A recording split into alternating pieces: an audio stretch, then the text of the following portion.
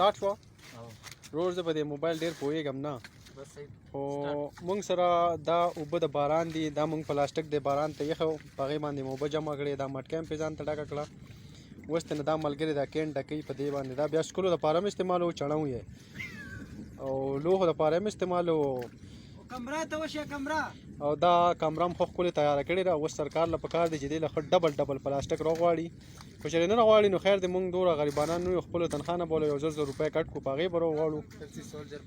خو چې لکه دا کمره مونږ ډېر په سود او په مینه جوړه کړې ده ډېر مضبوط دیوالونه یې ډېر ښکلې راغلی ده ډېر کړاو مو پرې کړی دی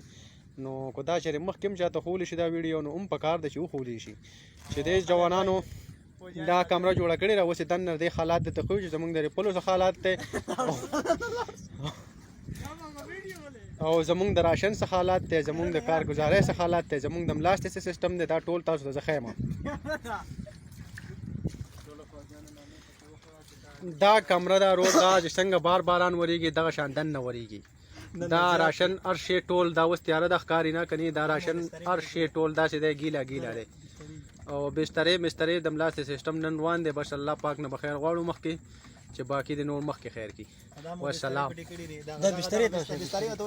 بسترې یو لیدې خو تیاره ده پکې راغلي نه دا کندې راغلي دي کپرې راغلي دا مونږ سره خره ده د اخري عجیزې کمره مو جوړه کړې ده خو دې باندې هم پلاستیک نشته سرکار نه دی راوښتی نو دا مونږ خپل څه اخوا دې خوله کړي دي دا خره را زوم کا بس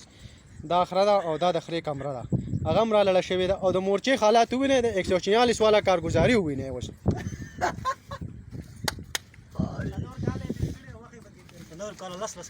دا د 144 والا کارګزاري ده لږ ویډیو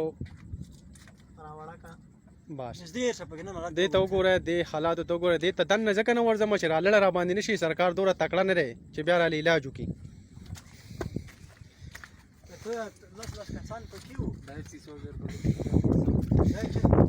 دا خو ما د چرګو خپله کمره جوړه کړې ده دې سینډ بیکو ته جي وګورئ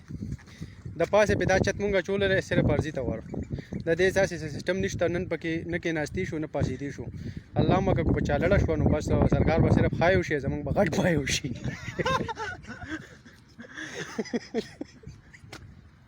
خاندما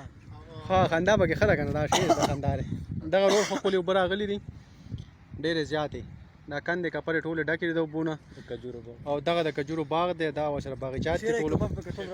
او بل دلته حالات داسې دي چې د دې ټیکری نه مونږ ته ډېره غټه خطره ده دا ټیکری تاسو ته لږ رازوم کوم دا تاسو ته لږ ښیم چې مونږ تر دې نه ډېره غټه خطره ده نو بس سرکار له پکار دی چې مونږ مناسب بندوبست وکړو صبر وکړه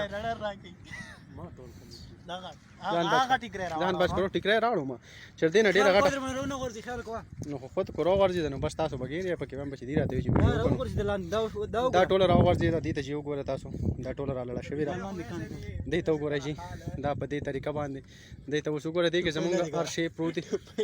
نه ای بخیر دې پرې دا اوس دې ته چې وګورئ دې ته اوس دننه د تلو شان نشته بالکل دې دا حالات جوړ شو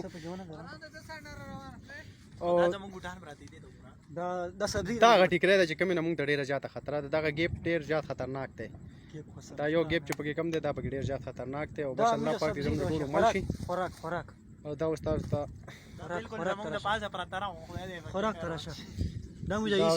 زموږ بوټان او صبر کوئ د دې خپلو ملګرو نه لږ ویډیو کوو چې دوی هم خوشحاله شي ښایي دا ښایي ماشاءالله باران دنه بالکل دوړه موړه لږ کړه اله رنګ هم پاک شو د ملک حکوم د بارا رور جنگیږو اوس پکې رور مان لګو که نه خیر نه